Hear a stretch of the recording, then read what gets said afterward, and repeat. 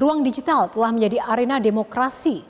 Pemilu di berbagai belahan dunia menggunakan ruang digital untuk melancarkan kampanye. Namun masih banyak konten negatif yang dipenuhi ruang atau yang memenuhi ruang digital yang dapat memicu polarisasi masyarakat atau pembelahan sosial. Bagaimana pemerintah merespon hal ini? Sudah bersama kami Menteri Komunikasi dan Informatika Johnny G. Plate. Pak Johnny, selamat malam. Selamat malam Yohana, selamat malam Ya, juga pemirsa Metro TV. Ya, terima kasih sudah bersama Top News. Pak Joni, sebagai negara demokrasi, Indonesia memberikan kebebasan berpendapat bagi masyarakat. Tapi arus informasi yang begitu terkadang melewatkan proses verifikasi alias cross-check. Dan bagaimana sebenarnya Kominfo merespon hal ini? Baik, terima kasih Yohana. Kebebasan berpendapat, kebebasan pers, kebebasan berserikat, Indonesia itu pada titik tidak dapat dibalik lagi. Atau at the point of no return. Karenanya kita harus menghormati, menjaga, dan memastikan ekspresi kebebasan-kebebasan tersebut selalu dimungkinkan di Indonesia. Namun demikian, tentu ekspresi kebebasan yang bertanggung jawab dan yang bermanfaat. Nah, demikian pula kebebasan pers, supaya bertanggung jawab dan bermanfaat, ada Dewan Pers ya yang terus mengawalnya. Nah, Indonesia juga kita kenal di pemerintahan Pak Joko Widodo melalui direktif presiden ya. Akselerasi transformasi digital itu dilakukan secara sungguh-sungguh serius dan berpihak. Bahkan insentif fiskalnya begitu besar digunakan untuk memastikan penggelaran infrastruktur telekomunikasi dan digital yang lebih meluas dan merata di seluruh tanah air. Dan ini direspons dengan baik oleh masyarakat. Kenapa? Saat ini pun pengguna internet di Indonesia sudah lebih dari 202 juta orang. Begitu besarnya. Nah, kita pada saat di mana ruang digital yang terbuka begitu luas dan pengguna internet yang begitu besar jumlahnya, saat ini menghadapi tantangan yang besar. Ya, kita di satu sisi bebas, kebebasan ekspresi dan seterusnya. Di sisi yang lain kita memasuki agenda nasional, agenda politik pemilihan umum. Untuk pertama kali kita segera akan melaksanakan pemilihan presiden secara langsung dan bersamaan dengan pemilihan parlemen, DPR RI, DPD RI, yang nanti membentuk MPR RI, ada DPRD provinsi, DPRD kabupaten kota, ya, pemilihan presiden dan pemilihan kepala daerah. Nah, 3 pemilihan serentak yang akan kita lakukan. Nah, kita punya pengalaman pada saat pemilihan-pemilihan sebelumnya, baik Pilpres 2019 maupun beberapa pilkada di Indonesia, terjadi itu polarisasi yang besar. Ya, terjadi itu pembelahan masyarakat. Dan banyak yang menggunakan ruang digital. Nah, apalagi sekarang, di mana pengguna internet sudah semakin banyak, persebaran infrastruktur telekomunikasi dan digital sudah sebegitu luas, maka tentu sekarang waktunya kita memanfaatkan ruang digital dan memanfaatkan digitalisasi untuk peningkatan demokrasi Indonesia, untuk peningkatan kualitas kehidupan ekspresi kebebasan berpendapat, untuk meningkatkan kualitas pemilihan umum kita. Nah, di sini perlu tanggung jawab, ya, perlu tanggung jawab yang besar. Saya mengapa menyampaikan ini? Karena apa? Pemilihan kita kali ini, situasi kita saat ini dan saat tahun depan serta pada saat pemilihan umum nanti, dunia tidak dalam keadaan yang baik-baik saja. Dunia dalam keadaan yang dalam tekanan yang luar biasa. Masih ada COVID, masih ada perang di mana-mana, potensi perang dan kekacauan di mana-mana, perekonomian yang terganggu. Kita tahu hari ini di Argentina misalnya, inflasinya sudah hampir 100%. Sambil di Indonesia, inflasi kita masih di bawah 6%. Terakhir, data terakhir. Jadi begitu terkendali dan begitu baiknya. Pertumbuhan ekonomi dunia mengalami pelambatan. Di Indonesia kita masih bisa di bawah leadership presiden untuk menikmati pertumbuhan di atas 5%, 5,4% bahkan. Begitu bagusnya. Tetapi tantangannya luar biasa. Tantangan akan stagflasi tahun depan. Tantangannya akan potensi resesi ekonomi yang begitu besar. Di satu sisi ada tantangan yang besar, di sisi yang lain kita akan melaksanakan persiapan pemilihan umum, ekspresi kebebasan dan demokrasi kita. Tapi di sisi yang lain kita harus menjaga agar soliditas nasional kita, agar kekompakan kita sebagai bangsa menghadapi tantangan dan pemilihan umum itu tetap terjaga dengan baik. Disinilah pentingnya bagaimana kesadaran kita di dalam memanfaatkan dan menggunakan ruang digital. Kominfo tentu memberikan asistensi, tetapi yang paling utama kesadaran dari diri pribadi. Nah, kebebasan dan kecerdasan menggunakan ruang digital itu bukan doktrin sifatnya, tapi itu kesadaran sifatnya. Kominfo melaksanakan banyak beragam pelatihan-pelatihan digital, literasi digital saja jutaan, tahun lalu aja 12,3 juta. Tahun ini akan dilakukan juga. Dan saya kira tokoh-tokoh agama, tokoh-tokoh politik, pimpinan partai-partai politik, dunia akademis semua melakukan gerakan-gerakan untuk memberikan pelatihan, termasuk penyelenggara pemilihan umum, KPU, Bawaslu, DKPP, ya semua menggerakkan ini pada masyarakat. Tetapi semuanya sangat tergantung kepada kesadaran masyarakat. Nah, kesadaran masyarakat ini sangat penting pada saat di mana isu politik masuk di dalamnya, maka kita sama-sama sadar bahwa para pemimpin mempunyai tugas untuk menjaga jangan sampai terjadi polarisasi. Masyarakat harus mempunyai kesadaran di dalam menilai informasi, harus cek dan recheck, menilai informasi benar atau tidak, akurat apa tidak, provokatif atau tidak.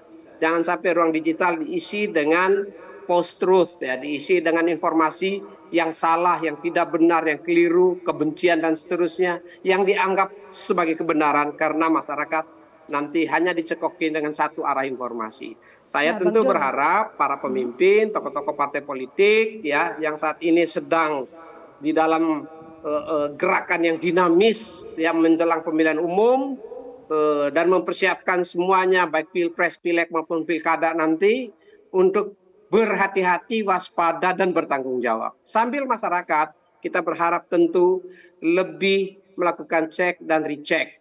Ya, masyarakat kita jangan terlalu percaya informasi-informasi yang memecah belah.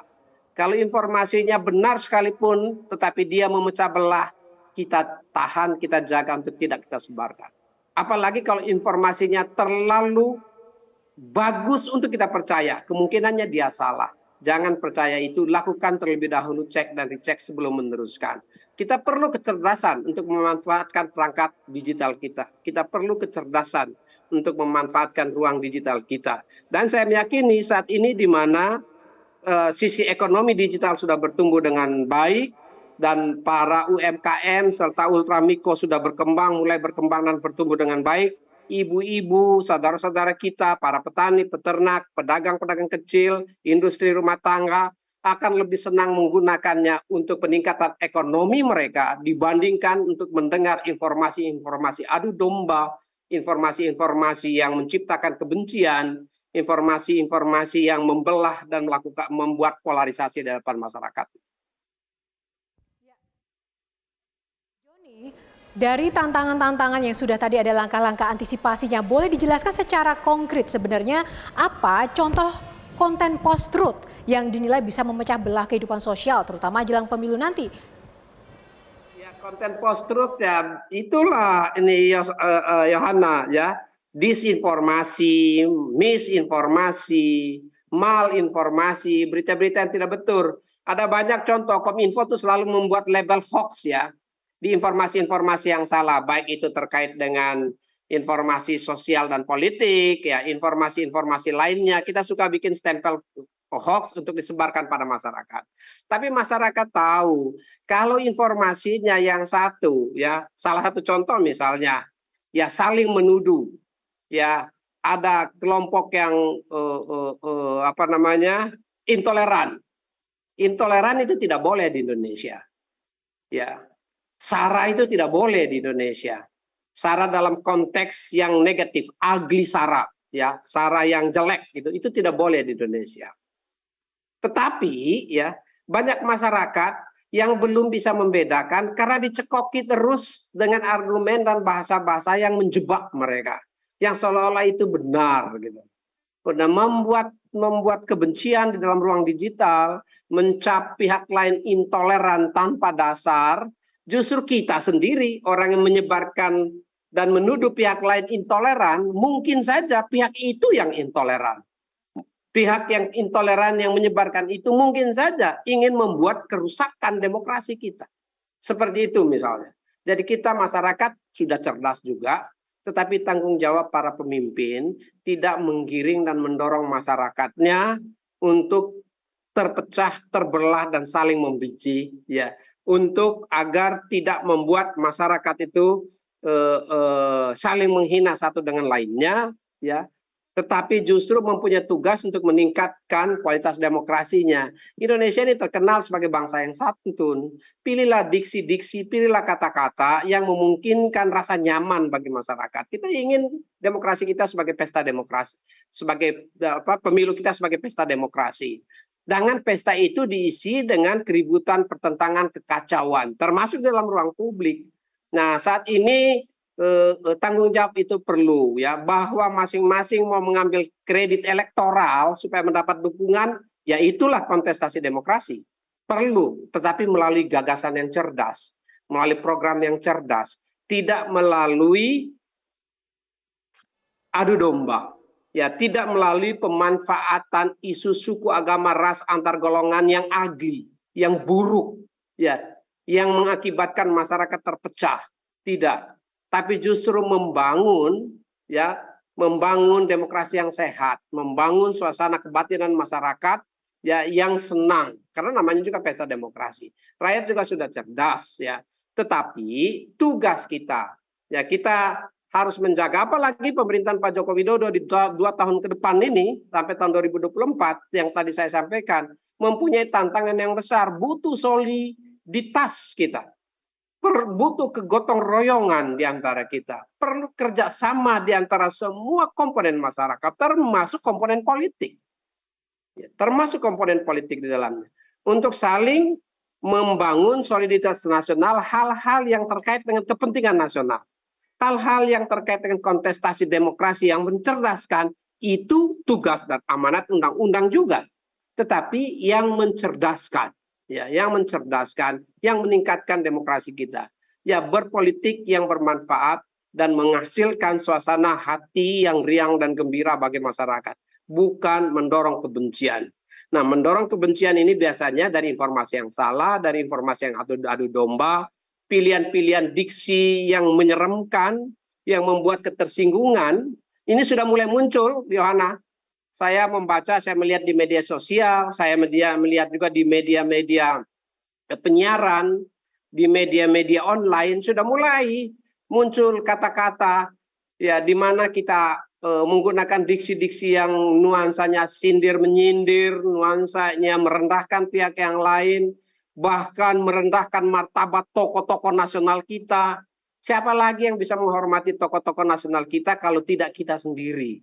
Ya, bangsa kita yang dianggap bangsa yang berbudaya luhur dan tinggi ini hanya bisa kita buktikan pada dunia melalui praktek-praktek budaya dan sikap-sikap politik yang kita sampaikan dalam ruang publik yang juga berbudaya tinggi. Ya. Joni G. Plate, kita membahas terkait bagaimana pemanfaatan ruang digital jelang pemilu khususnya ini agar aman untuk publik tidak terpolarisasi. Nah, tadi dari penjelasan dari Pak Menteri tadi, ada hal-hal yang memang harus diwaspadai. Nah, sekarang adalah strategi literasi dan juga sosialisasi. Ini seperti apa, Pak Joni? Mengingat ini lebih dari kurang lebih ya 1 tahun lebih lah ini jelang pemilu. Seperti apa? Apakah cukup waktu yang tersisa ini untuk menggenjot, mendorong agar masyarakat pun bisa sadar dan memiliki pemahaman utuh terkait dengan pemanfaatan dunia digital dengan bijaksana? Yang pertama pasti Yohana, ya, di Kominfo tuh ada program yang namanya GNLD, Gerakan Nasional Literasi Digital. Gerakan Nasional Literasi Digital tahun lalu itu melakukan pelatihan untuk, tadi saya sudah sebutkan, sekitar 12,3 juta rakyat di seluruh Indonesia. Tahun ini kita akan lakukan itu sekitar 5,5 juta rakyat. Mudah-mudahan juga bisa ditingkatkan menjadi lebih dari 12 juta juga. Ya, program ini bekerja sama dengan 121 mitra jejaring komunitas di seluruh Indonesia. Apa saja yang di program ini kurikulumnya? Program kurikulumnya itu diantaranya termasuk di dalamnya kecakapan digital, budaya digital, keamanan digital, dan etika digital. Nah, kita harapkan bahwa pelatihan ini bisa berdampak multiplier, efek bergandanya itu bisa muncul di masyarakat, ya, khususnya terkait dengan hal-hal yang sifatnya sosial politik, ya, sehingga masyarakat itu menjadi lebih cerdas. Nah, namun demikian bahwa yang perlu kita paham bersama bahwa pelatihan masyarakat itu sekali lagi bukan doktrin, tapi harus itu dimulai dari kesadaran masyarakat itu sendiri. Nah, untuk itu, dan tidak bisa dikerjakan sendiri oleh satu kementerian misalnya. Kominfo ini telah mempunyai memorandum bekerja sama-sama dalam rangka pemilihan umum, ya, dengan penyelenggara pemilihan umum, ya, dengan KPU misalnya. Sudah ada memorandum apa yang harus kita lakukan bersama-sama dalam rangka sosialisasi kepada masyarakat, dalam rangka literasi bagi masyarakat, agar masyarakat lebih cerdas. Tentu kami berharap juga, ya, partai-partai politik yang mempunyai jutaan anggota, ya, bahkan ratusan ribu pengurus di seluruh Indonesia juga bisa menjadi frontliner, garis depan dari literasi politik menjelang pemilu dalam rangka meningkatkan demokrasi yang lebih sehat dan lebih baik kualitasnya. Juga bersama-sama kita harus hand in hand. Tetapi yang perlu saya ingatkan juga, kebebasan di dalam ruang digital itu ada batasnya. Batasnya dengan menjaga kebebasan masyarakat yang lain, saudara yang lain. Batasnya dengan tetap menjaga hak-hak, ya, masyarakat atau saudara yang lain di dalam ruang digital yang sama. Nah, kalau kita lakukan pelanggaran-pelanggaran, tentu itu akan mengakibatkan ketidaknyamanan pihak yang lain. Dan undang-undang juga mengatur bahwa ada hal-hal yang bisa kita sampaikan di dalam ruang digital, ada hal-hal yang perlu kita pertimbangkan secara matang sebelum memasukkan di dalam ruang digital, ya, sebelum meneruskannya. Karena apa? Akan ada penegakan hukum di dalam ruang digital. Aparat penegak hukum, kita tahu undang-undang ITE misalnya, ya, kita telah menyiapkan undang-undang ITE, sudah menyiapkan dulu ada kerjasama lintas kementerian, ya, Kementerian Kominfo, Kejaksaan Agung, dan Kepolisian Republik Indonesia. Bahkan sudah menghasilkan buku saku atau guide, ya, guidance, ya, bagi aparat penegak hukum bagaimana harus menerjemahkan undang-undang ITE ini apabila terjadi pelanggaran-pelanggaran hukum, ya. Nah, di situ prinsip-prinsip dasarnya yang disebut dengan apa namanya, ultimum remedium, ya, itu menjadi yang terakhir. Tetapi penyelesaian damai itu dikedepankan. Itu terlebih dahulu. Namun, ya, dalam situasi yang biasa-biasa, di mana pada saat situasi politik, di mana ada tajam pembelahan dan polarisasi. Nah, di sini nanti kalau kita salah menggunakan ruang digital, bisa juga, ya, kita berdampak pada pelanggaran aturan yang ada, undang-undang ITE atau aturan turunan. Masyarakat juga perlu tahu bahwa ruang digital kita diatur juga oleh undang-undang. Dan kita diharapkan untuk, ya, memanfaatkan ruang digital sesuai dengan undang-undang. Jangan sampai kita secara tidak sengaja atau dalam tidak tahu, ya, dengan terlalu mudahnya menyebarkan dan meneruskan informasi melalui sosial media, apakah itu melalui WhatsApp, komunikasi privat kita, ya, yang bisa saja terbuka keluar, maupun melalui sosial media seperti platform-platform digital, YouTube, Twitter, Instagram, TikTok, dan lain sebagainya. Platform-platform sosial media, platform digital ini yang bisa berdampak pada melanggar atau menabrak aturan. Nah, kalau itu nanti begitu terjadi penegakan hukum yang dirugikan kita semua. Di dalam situasi politik seperti ini, penegakan hukum nanti bisa dianggap sebagai anti demokrasi. Padahal kalau dibiarkan akan merusak ruang digital. Nah, ini sosialisasi dan literasi, marilah kita bahu-membahu. Kerjasama Kominfo dengan 121 mitra jejaring komunitas ini termasuk dengan jejaring komunitas besar di Indonesia, yaitu apa, ya, kelompok-kelompok keagamaan juga kita lakukan kerjasama, ya, juga kita lakukan bagaimana melakukan gerakan nasional literasi digital. Namun secara khusus yang berkait dengan politik, ya, Karena politik ini begitu menariknya masyarakat, kadang-kadang perasaannya pun terbawa-bawa, ya. Maka disinilah perlu yang pertama sangat dihimbau kepada tokoh-tokoh politik untuk menggunakan diksi-diksi yang sejuk, ya, memanfaatkan kata-kata yang menggembirakan, ya, menghindarkan diri dari kata-kata yang provokatif, menghindarkan diri dari terminologi-terminologi yang bisa berdampak polarisasi dan pembelahan pada masyarakat. Mulai dulu dari tokoh, maka masyarakat Indonesia pasti akan mengikuti tokohnya. Sambil kontestasi harus berjalan. Nah, itu ada waktunya nanti di mana program-program itu disampaikan. Lebih banyak pada situ. Saat sekarang ini informatif bentuknya, menyampaikan kepada masyarakat terkait dengan agenda politik, ya. Menyampaikan pada masyarakat terkait dengan tokoh-tokoh politik yang berpotensi ikut di dalam kontestasi. Tapi nuansanya tetap terjaga dalam kekeluargaan kita sebagai sebangsa. Demokrasi yang menggembirakan rakyat. Ya, Pak Joni, sedikit saja ini closing statement karena waktu kita terbatas ya. Tadi ada mengatakan bahwa pemerintah memiliki regulasi untuk mengatur ruang digital dan juga ada sanksi bagi para pelanggar. Nah, bagaimana kemudian menyeimbangkan ini agar juga tidak bisa mendegradasi iklim demokrasi dan juga kebebasan berekspresi. Singkat saja Pak Joni. Itu yang harus kita jaga. Tadi di awal saya sudah bilang kebebasan pers, kebebasan berserikat, berpendapat, ya, itu human rights. Kita sudah berada di titik yang nggak mungkin balik lagi. Harus kita hormati, harus kita jaga betul-betul. Yang tidak boleh adalah kebebasan-kebebasan yang melampaui batas. Ya, melampaui batas. Batasnya apa? Batasnya undang-undang. Jangan sampai. Marilah kita jaga bersama-sama, ya. Marilah kita jaga sama-sama agar ruang digital ini kita bersih. Salah satu caranya keberpihakan pemerintah, ya, dan perangkat hukum kita melalui restoratif justice. Ya, tadi saya sudah sampaikan, pilihan kita itu restoratif justice, bukan ultimum remedium. Marilah kita selesaikan sengketa itu dengan baik, bukan semuanya ditumpahkan pada pengadilan. Nah, itu usaha yang baik. Kenapa ini dilakukan? Karena menghormati kebebasan, menghormati rakyat punya human rights, hak asasi masyarakat kita, rakyat kita. Menghormati kebebasan berserikat rakyat kita. Ini harus kita hormat. Itu tidak ada pandang bulu. Saya secara pribadi punya komitmen yang sangat kuat untuk itu. Karenanya malam ini saya menghimbau agar mulailah dari pimpinan untuk tidak mengadu domba masyarakat. Karena sayang dan kasihan kalau ulah atau gara-gara pemanfaatan kata-kata yang keliru atau yang provokatif, rakyat kita terjebak di dalamnya, yang dikenakan sanksi rakyat. Padahal cikal bakalnya dari tokoh.